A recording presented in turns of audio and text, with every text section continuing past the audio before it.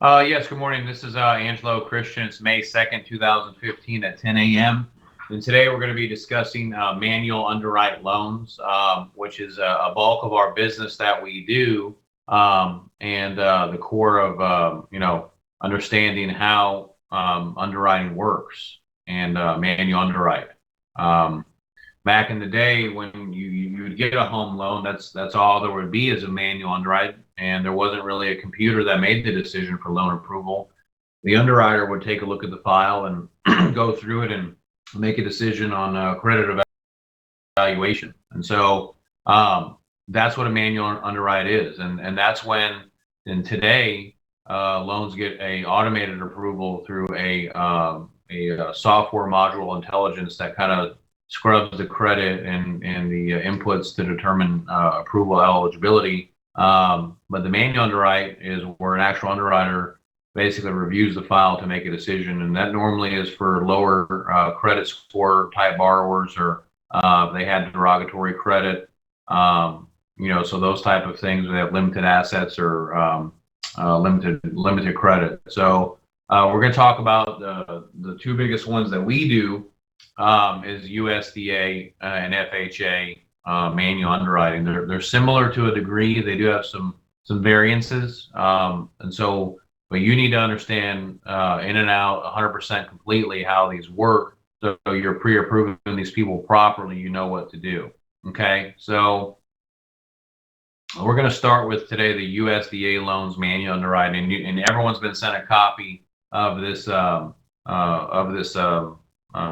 write-up that I've done on USDA and FHA manual underwriting, but I also want to do a video about it too. So with USDA loans on manual underwriting, the first thing is anything below a 640 credit score is considered a manual underwrite. Okay, so that's why you always want to try and get the score over 640, because when you get the score over 640, you have access to better interest rates, easier underwriting, faster, doesn't require more documentation. Okay, so but anything under a 640 is a manual underwrite. So the other thing is that on the ratios, the housing ratio, which is the income to a house payment, cannot exceed 29%. Okay, so under no circumstance can it go over that. So whenever you're pre-approving people, you must have a margin of safety. I recommend a 2% margin of safety. So what does that mean? That means I really don't want to pre-approve someone over 27% of their income for their house payment. So because the reason why is I may have made a mistake on the income. Something may come back higher with the taxes or insurance, and I don't want it to bite me in the butt where this person can't qualify. So how we determine this, let's say the person makes $5,000 a month, you just multiply times 27%, that's $1,350 a month. That means his house payment can't exceed $1,350 a month, period. That's the bottom line. Okay, so then there's the back end debt ratio. The back end debt ratio is the house payment and any of his monthly bills like credit cards, car payments, student loans, child support, judgment payments. That whole thing can't go over 41%. So again, you want that 2% margin of safety. Now, this does not include like rent, food, utilities, stuff like that. It's just simply loans and debts. Okay, so also a big thing on a manual underwrite loan, excuse me, is rental history is critical. So normally the underwriter wants to verify the last 12 months of rental history. Okay, so and it either has to be by a private party, like let's say he's renting from his brother, and we want them to fill out that out. Preferably, it'd be one institution like an apartment complex or a company to fill out the verification of rent. And sometimes if we can't get that, they'll either want the last 12 months canceled checks where the borrower wrote a check out to the landlord and has that go through their account. They can order to cancel checks from their bank. or maybe bank statements showing the withdrawal of cash every single month, the exact same dollar amount of a withdrawal. So, you definitely want to make sure they have rental history. Sometimes if they don't have rental history, you can still try and make it work. If they have, let's say they have an abundance amount of cash reserves, let's say 6 months cash reserves. So if they have something like that, it's a possibility we could make it work. As far as lines of credit, that's also going to be really important because, and what I mean by lines of credit is, he's opened up credit accounts. So that helps the underwriter to determine his ability to, how responsible is he on paying for things. So this right here, where we say normally must have, 3+ lines of credit for 12 months. What that means is, so he has, let's say he has a Capital One account, a Macy's account, and a Home Depot account, and they've all been open for over 12 months. That reassures the underwriter that he pays his bills on time, or will give a gauge how he makes his payments. Now, you don't have to just have traditional type lines of credit. You can also have non-traditional, which is stuff that's not reported on as credit, which is like a utility bill, cell phone, auto, car insurance, life insurance, those type of bills that don't report. If you can get a letter from that provider, that creditor, showing that he's been in good standing for the last 12 months, that is an acceptable line of credit. And so that is another thing that we can get as well. On reserves, basically what post-closing reserves is that it's not required to have post-closing reserves. What does that mean? Basically that, 3 months post-closing reserves means that in the event that, the borrower lost their job, do they have 3 months of house payments sitting in their bank account? So because obviously that shows that if he has that extra money, he's going to be able to make his mortgage payment easier while he's looking for another job or whatever the situation is. That makes an underwriter feel more comfortable. Sometimes an underwriter will call for it if there's higher risk elsewhere. Like, let's say if the borrower has high payment shock, one of the underwriter's roles is risk balancing. And so if the borrower has a high payment shock, they may want to see reserves that helps balance the risk. So payment shock is where, let's say his rental payment is $500 a month, and now his mortgage is $1,500 a month. That's a 200% payment shock. That makes an underwriter leery and concerned. That's a huge jump for someone that's going from 500 to 1,500. So she may say, well, okay, that's fine, but I need to see 3 months reserves in the bank to offset that. So that's a really important thing that you want to look for. It's not a requirement. Again, if the person doesn't really have payment shock and they have rental and they have the trade lines, then you probably don't need reserves. So, but it does help. The other thing in here is, let's see here, on authorized user accounts. This is a new thing that came out for 2015. So if a borrower has authorized user accounts that belong to anyone that is not going on the loan. So let's say that the borrower is buying a house and he's going on loan by himself, but he has an authorized user account from his mom, and she's not going on the loan with him. Then that loan is downgraded to a manual underwrite loan. So even if you get an approval with Gus in the system, you can't use it unless you remove him from the authorized user account. Now, conversely, if he's on an authorized user account and the person is going on the loan with him, and it's that person that he's an authorized user, like his wife or father or mother, and they're going on the loan together, then that's okay. It's not downgraded to a manual underwrite. And so that's just something that you want to keep in mind and look for that. And when you're looking at someone's credit report, you need to ask them if that authorized user account, who it belongs to, because it could change the dynamics of the loan. The other thing is that underwriter really doesn't want to see any late payments on any accounts in the last 12 months. So that's like, car payments, credit cards, any loans. They don't really don't want to see it. So so that's a really important thing. Unless there was extenuating circumstances like a serious medical illness or um, it's going to be a tough sell. Maybe a 30-day late's okay, but once you start talking about 60 and 90-day lates on a car recently, it's probably not going to work. So, and you may have to go with FHA unless, again, it's a serious extenuating circumstance. So that's something to definitely keep in mind. Um, and the other thing is any accounts in dispute. This is a big thing that just came out for 2015. If the borrower has accounts in dispute, so that are over $1,000 that are non-medical, this triggers a manual underwrite. Okay, so let's say they have a charge-off credit card from Chase for $5,000 that's in dispute.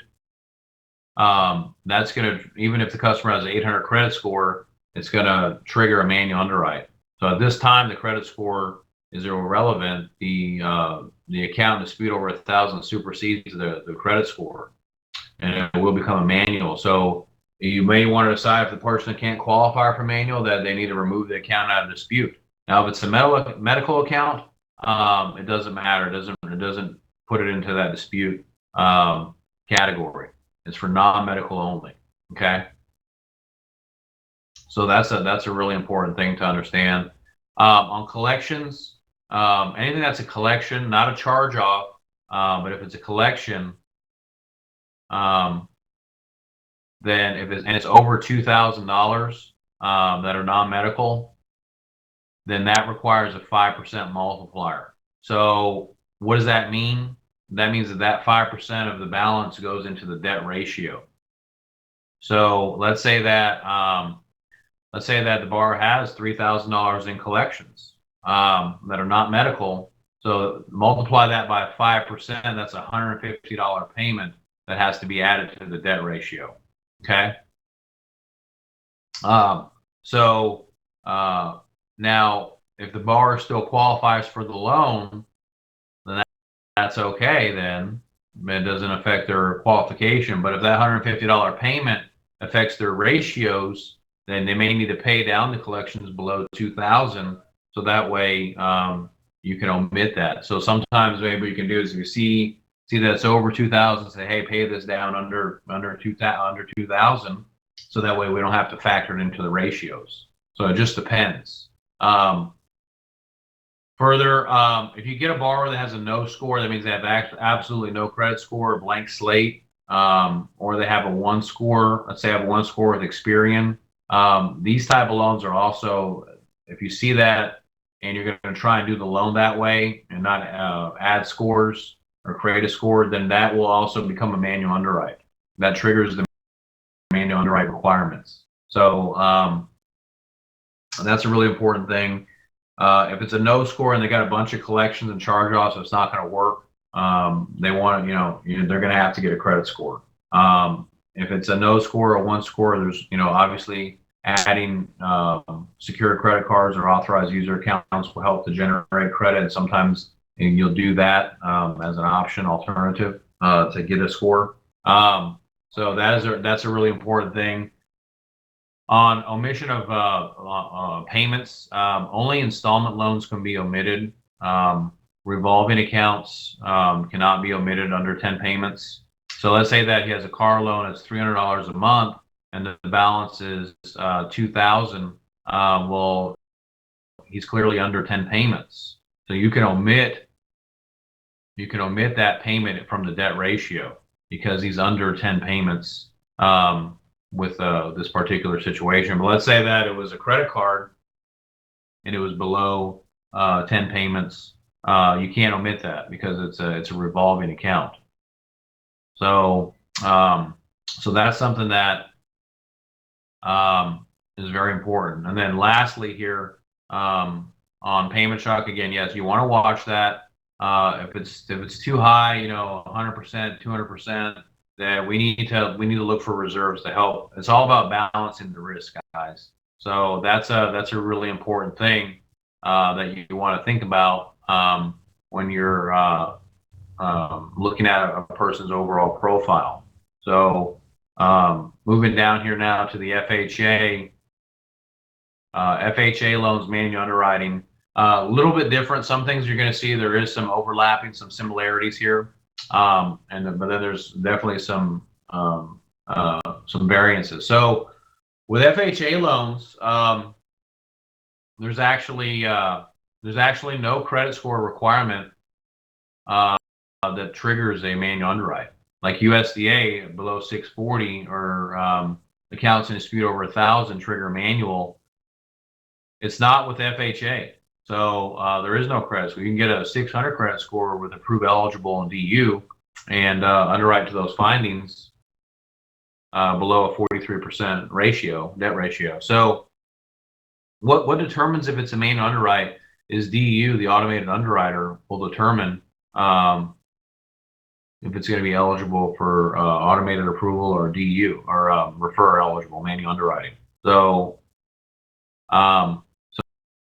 So that's an important variance right there. And then here with the omission of 10 payments, FHA, you can really omit under 10 payments on installments when the payment is under $100. So like, okay, if you have the example we used earlier where the payment's 300 and there's only 6 payments left, underwriter may not want to omit that. You can check with her to see, but generally with the payment that high, their thing is that it would affect their ability to repay. And so normally the only time they really omit is if the payment's under $100 a month and below 10 payments. That's not always the case. Check with your underwriter or your manager to verify that. Don't deny a loan or do anything until you've actually verified that information. As far as the ratios, there's not really a maximum housing ratio exclusively. Really, the thing with FHAs on a manual refer is the maximum debt ratio that we can go up to is 43%. So again, if you're pre-approving someone on a manual, you don't want to really go over 41%. You need that 2% margin of safety. Okay, so there's not really a maximum on the housing. That is the whole thing. They don't want to see over 43 on a manual. Now, on the rental is also critical on a manual underwrite. Now here, with FHA on the rental history, they're not going to really allow private party verifications of rent. Okay. So it's normally got to be an institutional landlord type VOR or cancel checks or bank statements, something evidence that the underwriter can see the payments for the rent. Anyone that's related to the borrower, I'm sorry, yeah, well, even if it's a private party, doesn't even have to be in relation. They're not going to probably take that verification of rent. So, that's an important thing to think about. The other thing is that with the lines of credit, I do like to see 3+ lines of credit that are 12 months or older. These can be, again, the traditional or non-traditional lines of credit, such as stuff they already have on their credit bureau, or it can be utility, cell phone, insurance, things of that nature. Then also with reserves, not a requirement, but then 3 months post closing reserves does help. It depends on balancing the risk again with the payment shock. So it just depends on the overall review of the loan. So that is something to think about. Also, no lates in the last 12 months. Don't really want to see that. As far as with the dispute, same thing here. Accounts in dispute over $1,000 that are non-medical will trigger a manual underwrite. And then collections, not charge-offs over 2K that are non-medical require the 5% multiplier. So some of those things you see, they're very similar with FHA and USDA. And we're going to take a look at a loan here that I want you guys to look at that I pulled up that we're working on as a manual underwrite with the USDA. And so this borrower has a 631 credit score. And we're going to look at what we're doing for him as far as with his ratios and stuff like that. So you definitely want to have the insurance plugged in. And I always go a little high just to be on the safe side. So I'm just plugging in some of the numbers right now to get a payment estimate. I'm not quoting the customer this payment. I'm just doing this internally for me so I can see where we need to be at or where we'd be at as far as qualification for house.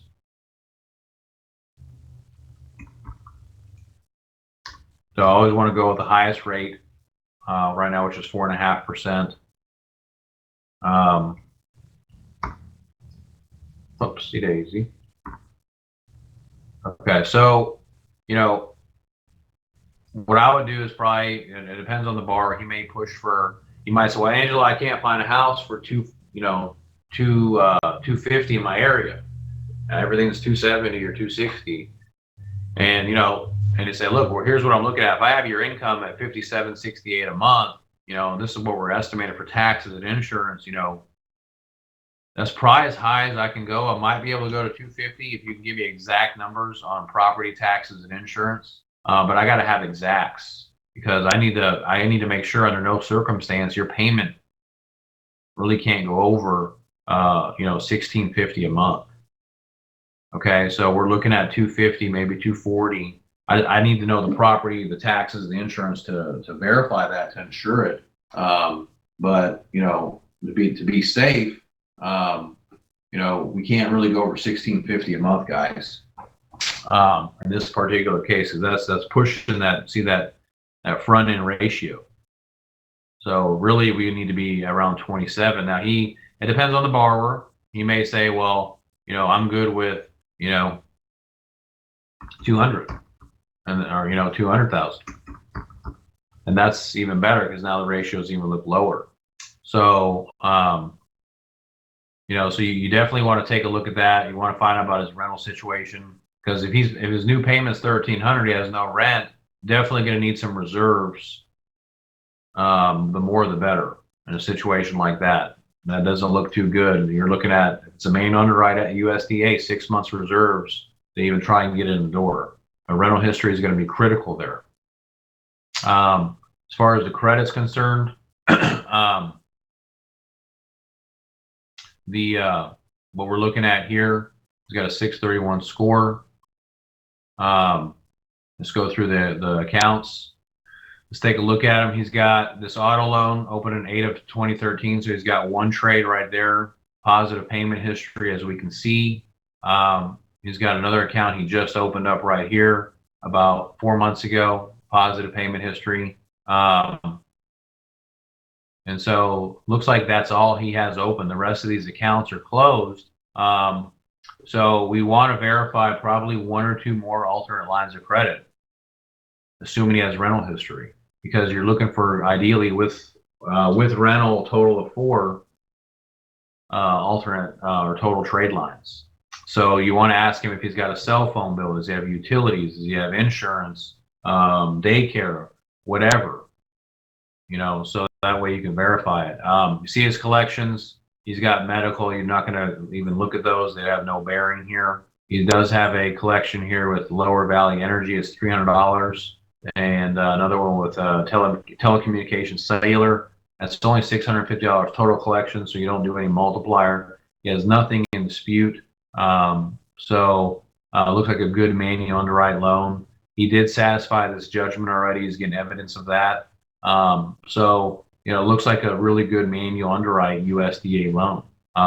So we just need to verify a couple things, but overall looks like a solid deal. So, but that's how we look at USDA and FHA manual underwrite loans. Again, this is the core of what we do. I hope that this helped you with your understanding. If you have any questions, you need anything, come and see me anytime. And we're looking forward to a great year and that you're very successful. Thank you so much and have a great weekend. Bye-bye.